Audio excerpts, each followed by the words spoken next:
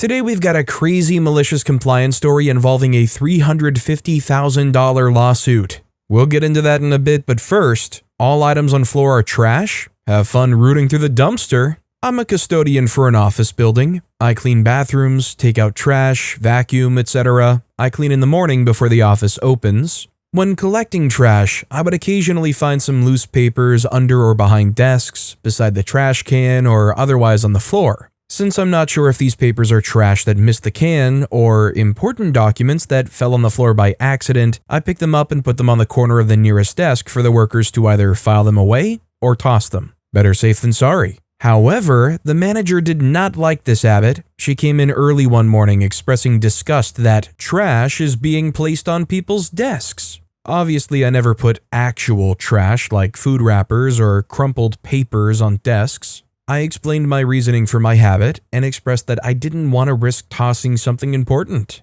My manager told me that everything on the floor is trash and the workers aren't such immature slobs to drop important documents on the floor. I agreed and said I would never do it again. Flash forward several weeks, my manager came in early again and expressed concerns because a filing cabinet had tipped over the previous day, and despite picking up the papers, they were still missing a few important documents. She asked if I'd seen them. I reminded her that since everything on the floor is trash, the documents were probably thrown away. She was irate, saying, "But this is an exception since a filing cabinet fell over." I asked her how I was supposed to know that when I'm not there during the day and was otherwise not informed to look out for these documents. That's when the situation dawned in this woman's eyes that she was her fault. She stumbled through some excuses before demanding I go to the dumpster and find the papers. I told her that the office was opening in 15 minutes and I still had work to do. She stormed off and said she would start looking in the dumpster. While I cleaned, I knew I would face her again before leaving. My car is parked by the dumpster, so I thought of what to say to her as the final nail in the coffin. Sure enough, when I finished my work and walked out, the manager and a few other workers who had arrived there were rooting through the dumpster. When the manager spotted me, she demanded I come help. I delivered my prepared line, "Ma'am, my job description is to take out trash. Your job description is to ensure the safety and confidentiality of your client's files." I walked away to, in my head, a cartoon-esque villain scream of outraged failure from my manager. A few hours later, I got a text saying that there will now be a special inbox shelf for me to place any papers found on the floor for the workers to go through. Isn't it a shame when common sense has to be proven right? Also, would anybody else out there have been able to control their anger when they said, "Well, go start looking in the dumpster for it"? Like, I get it, you don't want to rock the boat, you want to keep your job, but telling them to just, "Alright, well, then go on, you peon, go look in the dumpster, go fetch your mistake," I'd be kind of wanting to flip out. Mira DeFalco commented, "Do not mess with your cleaning staff." I had to reset attitudes where I worked because standard was to ignore their existence or get annoyed when they came around to empty trash cans. I made a point to thank them, and when I got weird looks, pointed out that I didn't want to have to make a trip to the dumpster myself, so if they were doing it for me, I was going to be nice to them. A few weeks later, I dropped a $20 bill as I was leaving for the night. It was tucked under the edge of my monitor stand the next morning, so yeah. Also, hi, I'm Steven, and if you guys enjoy crazy stories of malicious compliance, want to hit those like and subscribe buttons down below. That said, our next story is no overtime, no problem. I work maintenance for a fast food restaurant, and when I started working maintenance, I had a verbal agreement with the general manager that she would retroactively approve all of my overtime because we were only allowed to have 2 maintenance people, and one of them was the owner's son who didn't do his job and we couldn't fire him. Things were fine the entire time she worked there, and our store often scored the best of all of the owner's stores during inspections. Eventually, that GM quit, and on day 1, her replacement told me that she would no longer approve my overtime. I had her send that to me in writing, and from then on, as soon as I hit 40 hours, I would stop showing up for the week and turn off the work phone, which often happened 3 to 4 days into the week. Now, our store was opened 70 years ago, so things break often. The first week, the walk-in broke, but I was already at 40 hours, so I didn't know until 3 days later, so we had to waste all of our frozen product. And the next week, the fryer stopped heating, so we couldn't make most of the stuff on our menu. Then we had a surprise health inspection, and the store got red tagged. That was the final straw. Owner was going to fire me, but after he talked to the old GM and I showed him the email from the new GM, he fired her. And my original agreement with the old GM is now part of the terms of my employment. What was their plan when they were going to let go of OP? Find some other stooge who can be a miracle worker and cover for their son's ineptitude? Like, I don't want to be too rude or anything, but is that not exactly what would have happened? I mean, does anybody else find it crazy that OP had to dig up receipts to try to save their job, rather than being in a position where they could say to the owner, look, you need me, you should give me a raise? Ramona Q commented, but what did the owner do about his useless son? OP responded commenting, he's still here. It's a manager's responsibility to make sure he's doing his job. Our next story is, won't give me the card to get fuel? Enjoy the towing bill. I was just reminded of something that happened to me back in the early 90s. I was managing a warehouse for a furniture company. We were busy enough to keep a small 12-foot box truck and a pickup running around delivering all day. Part of my job was also deliveries. So even though I was warehouse manager, I did not have access to the fuel credit card. It was kept locked up in the boss's desk. This particular day, the truck was down to about 1/8 of a tank. Something you should never do with a diesel, so I asked for the card to fill it up to make a delivery. The boss would ordinarily not have a problem with this, but he was out that day and I had to deal with the head salesman who decided that 1/8 of a tank was perfectly adequate to make this delivery. I could fill it up when I get back. So make the delivery, and on the way back, the truck starts running out of fuel. It would die and I would restart and we would make it a mile and it would die again. I get into the station and it dies as we coast in. Call the salesman, he huffs and puffs and finally sends somebody out with a card about an hour later. We fill it up and she won't start. We ran her so low, we pulled air and the whole system needs to be bled. So, truck gets towed to the repair place and bled. They put in a new filter just to be sure. It's out of commission for 2 days, so we have to rent a truck. So all told, we missed all the deliveries for the rest of that day, had to pay to have the truck towed and repaired, and had to rent a truck,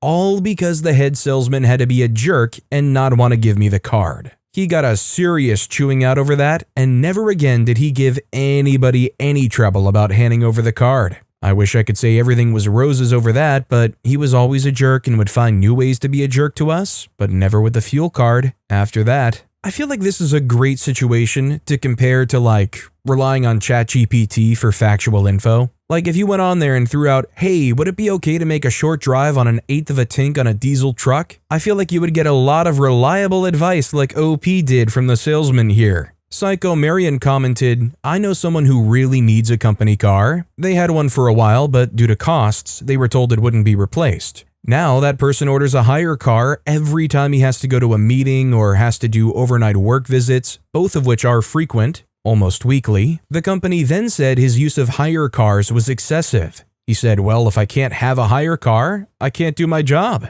Is an essential job protecting property, for example. They then suggested that he needs a company car. He said, you took it away and I'm much happier with this system, pay and tax reasons, thank you, and still uses it. In addition, he goes to the nearest petrol station to refuel it before it's collected regardless of price. Also, a comment was made about the cost of fuel when it could be bought cheaper. He said the extra 6 miles would amount to an extra 6 miles of pollution, which the company is supposed to be concerned with. Not had a reply to that one. Our next story is, no heat for you. Not sure if this was malicious, but back when I was a field tech, one of my customers was a tall office building. Purchasing was often super stingy, approving maintenance and custodial quotes. It was always a fight. There was some repair work being done on the HVAC, heating and cooling system, and one of the maintenance personnel asked the contractors to add a couple of extra shutoff valves leading to the executive floor. Whenever purchasing would deny an HVAC maintenance request, one of the support staff would go into a crawlway and throttle the ball valve to the executive loop back by about 60%.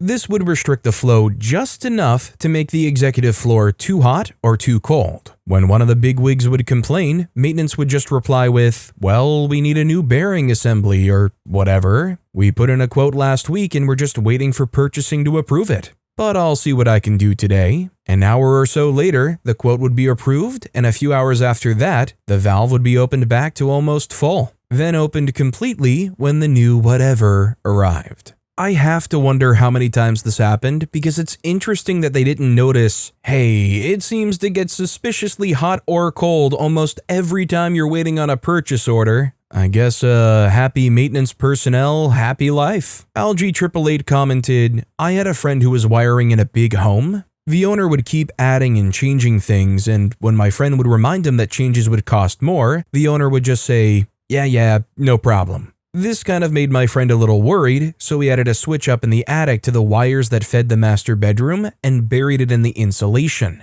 Kind of a backup plan. The owner did decide to pull a fast one, faked a big argument, and refused to pay this outrageous bill and said he would get a different electrician to finish the job. My friend shrugged and accepted it and walked away. Turns out the new electrician wasn't good at troubleshooting, so my friend got a call demanding to know what was done. My friend played dumb and said, "Did your new electrician screw something up?" They said, "I know it was you. What did you do?" They replied, "I don't know what you mean, but if you want me to have a look, it'll just cost what you owe me and $200 cash for me to show up." "No way," they replied and angrily hung up. A couple more weeks and the guy caved and my buddy got paid and had a good story out of it. Our next story is shocking, innit? Note, this happened sometime during 2010, so while the events are accurately described, the dialogue may not be 100% accurate, and some of the more colorful dialogue has been redacted. New boss asked me if two 120-volt loads in series across a 240-volt line pair would be alright.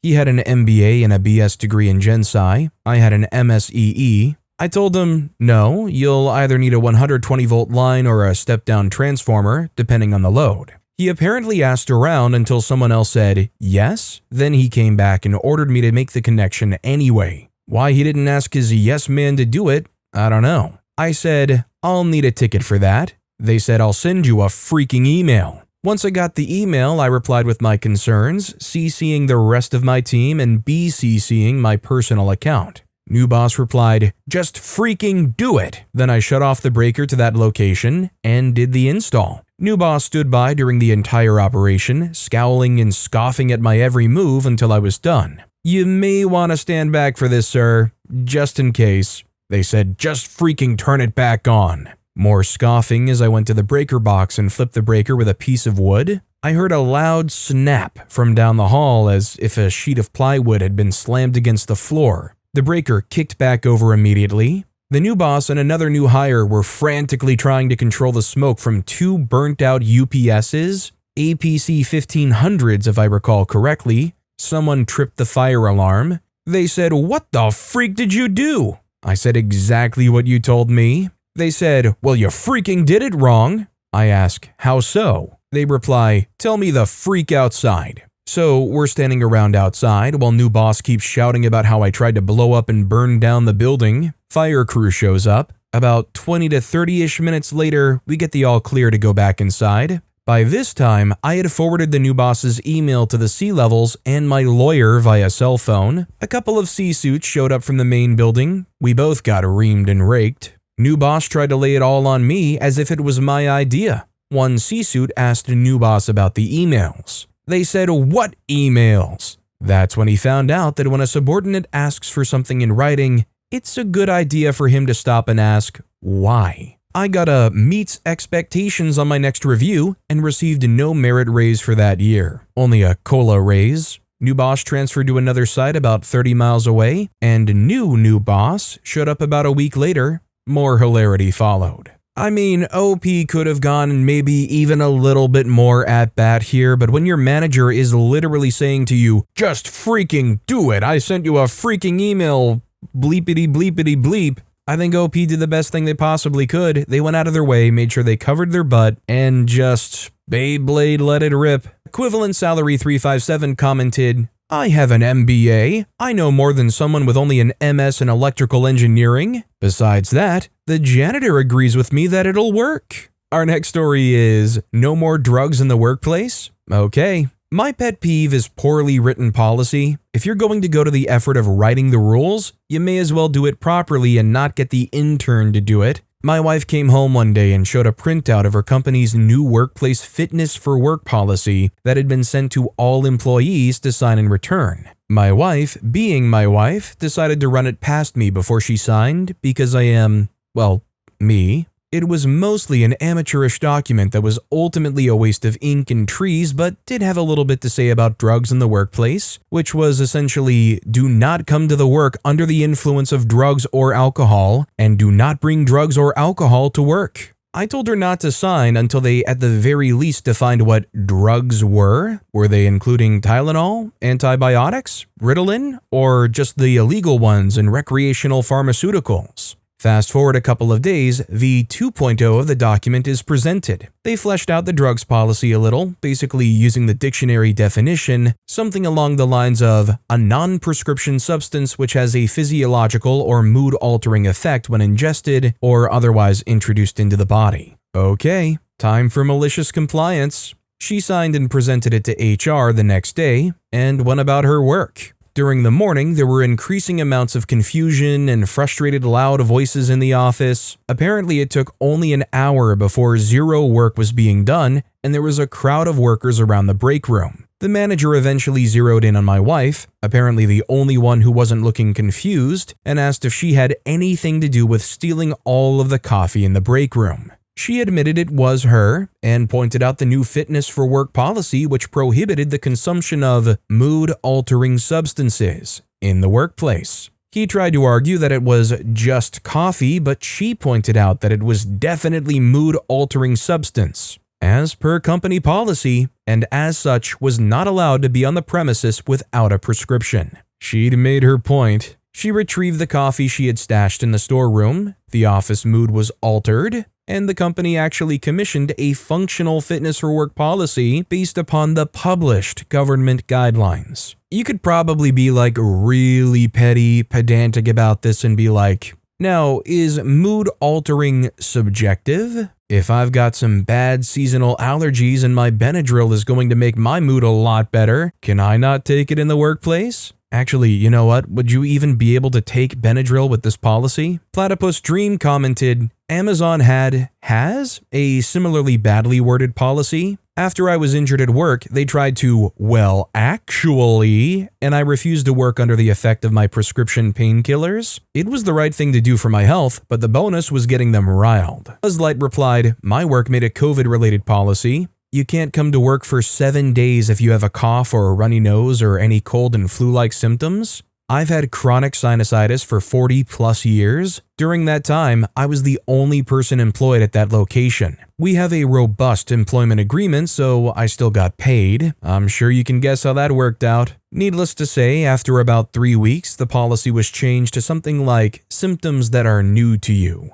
Our next story is always cross your T's and dot your I's. I used to work in the office of a few companies in the DOT trades. At one, I had a guy walking offsite with a coworker on a Friday night, and he slipped between the crane treads. He managed to limp home on public transportation, but when he went to take his work boots off, he knew there was something seriously wrong. So I get the call Monday, he broke his leg/ankle. I write it all down, talk to the boss, and get the 411 for doing the workman's comp report, because there are huge fines if you don't report workplace accidents within a certain time frame, usually 24 hours. Now, we were subs, so not only did I have to report directly to the project workers' comp line, I had to report to the contractor's safety officer for their compliance as well. I get the safety officer on the phone. Hey, safety officer, I'm calling to report a workplace accident for Friday, 3 days ago. Here's an overview of... The safety officer chimes in, gosh darn it, we've gone over 100. I forget the exact number, but it was more than 100 and less than 200 days without an accident. This is going to freak up my bonus. Insert more muttering and swears. I say, well, safety officer, I understand how disappointing that must be, but poor worker has a broken leg. I think we need to keep our perspective here. The safety officer said, fine, whatever. They barely took note of what I said and hung up pretty quickly. I write out my notes, talked with safety officer of Big Co from this time to that, and outlined the details of what we covered during our conversation. I go on and call the workman's comp line for the project and get a to-do list so the worker gets paid while out of commission. There's no problem about the time lag as I called within hours of being informed. Whew! I make a file, add all my notes, copies of the worksheets I make, and go on to the next fire to put out. Well, it was a fine thing I did all that, because a month or so later, Big Guy from Big Co. calls me up and tries to tell me that they got a huge fine because of us, and per the contract, we were on the hook for something outrageous like $50,000. I didn't even read my boss in at that point. I said, "Big Guy, you mean the accident I reported on—" Wait a moment, here's the file. On Monday within an hour of being told? I spoke with safety officer for 8 minutes and we covered these details. Oh, he did mention being upset to lose his safety bonus. Silence. Are you sure you want to pull out contracts about reporting standards? I'd be happy to include my notes of all that I did that day and have followed up on. Big Guy said, "No, that's fine. I've got it from my end." I said, "Well, Big Guy, have a great rest of your day then." Once again, CYA, cover your butt. I mean, the whole thing reeked of a shady situation from the start. Them saying, "Oh, well, this is gonna wreck my bonus." I would be thinking too, yeah, I better go out of my way to make sure I document this so it doesn't fall back on me. Marino311 commented, "This story reminds me of the time I got called to an accident that was so bizarre, I thought my coworkers were pranking me. I was a newly promoted salaried manager at a big box retailer. As the manager on duty, I was called to the toy department for an accident involving a customer. A little old lady said she picked up a box off the shelf, lost her balance, and dropped the box on her head. She complained of minor pain, but she didn't want to go to the hospital. Now, I might have been new with this company, but I was a military vet and I had plenty of management experience with other companies. I did up the paperwork, took extremely detailed notes, followed up with every associate involved, and did everything by the book. I filed my report with the insurance company and didn't hear a word for almost 3 years. In my state, you have 3 years before the statute of limitations expires to file a lawsuit. 1 week before that, her lawyers notified ours that she was suing us for her medical bills of over $100,000 and for $250,000 for damages for pain and suffering. I was required to go to a deposition. Our attorney told me what was going to happen, but I'd been involved with these before. The deposition was a joke as they knew they had no case. I absolutely embarrassed their junior attorney. They didn't expect me to remember anything, but since I took such detailed and copious notes about everything, I was able to shred them. I asked our attorney why the heck they were bothering, and he told me it's a common tactic to wait as long as possible. The odds are good that people will be gone, paperwork and reports will be lost, and any information and evidence will be forgotten or misplaced. Our attorney said that they will then offer to settle for $100,000 or $150,000 and hope we take it to avoid wasting time, money, and energy in court. I asked them what will happen if they do, and he said, "We'll tell them that's not happening. We'll see you in court." He added that they had one of their investigators look into this woman since she was also suing 2 other retailers for accidents, and their firm was also representing those stores. They found proof that she was a con artist and made her living doing this. She had filed lawsuits in over a dozen states over the past decade, all for pretty much the same injury. They plan to submit all of this to the DA and have her charged for fraud. A few weeks later, I was informed that the case had been dropped and that charges had been filed against her. The law firm representing her got hit with sanctions and fines for filing a frivolous suit. She was later convicted for fraud, but due to her age, only got probation and some hefty fines. Our next story is, manager insisted we do timesheets after hours. At our work, timesheets have to be filled in every fortnight on a Friday by close of business to be processed first thing Monday morning. Our manager was a really chill woman who would sign off on timesheets Friday morning and then send them to payroll before 5 p.m. She went on leave because her daughter was having a baby, and we got some young dude to temporarily fill in as manager. This guy was a total D-bag. One of the things he did was insist that we complete timesheets only after we'd worked our fortnightly hours. This meant that we had to work until 5, then get our timesheets signed, and then get them to payroll.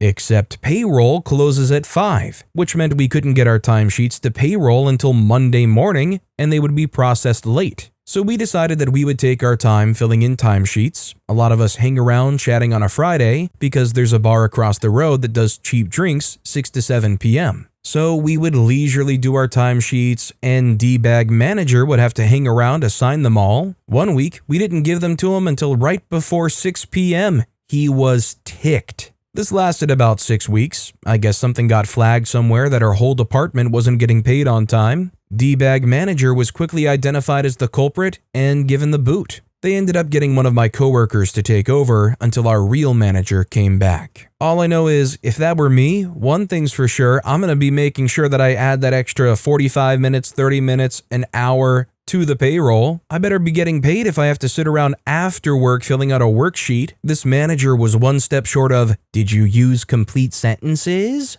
Paul Dnap commented, "Surely you added the hour overtime you spent to fill out the timesheet to your timesheet." OP responded, "Oh yes, and he had to approve the overtime as well." Our next story is, okay then, I won't help. I'm sure lots of people have stories like this, and here's mine. I'm retired now after a long IT career. Like most such folks, I worked as a software developer for a part of this time earlier in my career. For a time, I worked for an engineering firm that produced a lot of architectural drawings and blueprints as part of the design process. I was the dev lead and a primary designer for a new system to track drawings as they move through the development and review process. To get to the point, the new system was launched to mostly good success and heavy usage. As with all new systems, people had a learning curve. As it wasn't a huge company, most of the user community knew me. We also had a help desk whose job theoretically included providing user support for this new tracking system. However, the company had ignored my repeated requests to let them spend meaningful time with me to learn the system well. The user community quickly realized the help desk was useless, so they would call me directly. I was fine with this. I always found helping the user community my favorite part of my job. Word came down to me that I was to direct all such calls to the help desk. Frankly, I ignored this at first, but after a while it was made clear I could not, so I complied. That did not go well for the users. They basically got no help. Took only about 3 days for word to come back that I could help people again, and time was set aside for me to properly train the help desk folks. Can you imagine that phone call? "I'm sorry, but I'm told from high up that I'm legally not required to help you and I have to send you on to the help desk." I feel like this is almost akin to when you're on like a banking app or really kind of any app and you have a legitimate issue, and so you try to go to the support line and it's an AI bot that has 3 options. None of them remotely cover what you're there for, but they refuse to give you the actual option to talk to a real person, so they just kind of keep circling you around like you're in an airport shuttle lane. Our next story is, boss looked like a fool, courtesy of me. I worked as a recruiter for a temp agency when I was young and fresh out of college. The manager of the agency was a total micromanager and wanted to say in absolutely everything. She micromanaged everyone so badly that she wanted to proofread any emails that any staff member was sending externally. She also wanted to be CC'd on every single outgoing external email. One day, one of my coworkers got a response back from an employer who gave some positive feedback about the email she wrote. Our manager made sure to reply all and take credit for the email and explained she oversees all outgoing emails. A few days later, in a staff meeting, she made a point of saying that she should get credit for any feedback the agency receives since she proofreads everything. The thing is, this manager was not well-spoken or smart and not even a particularly good writer. I regularly spotted issues with her sentence structure and use of commas, but just didn't say anything.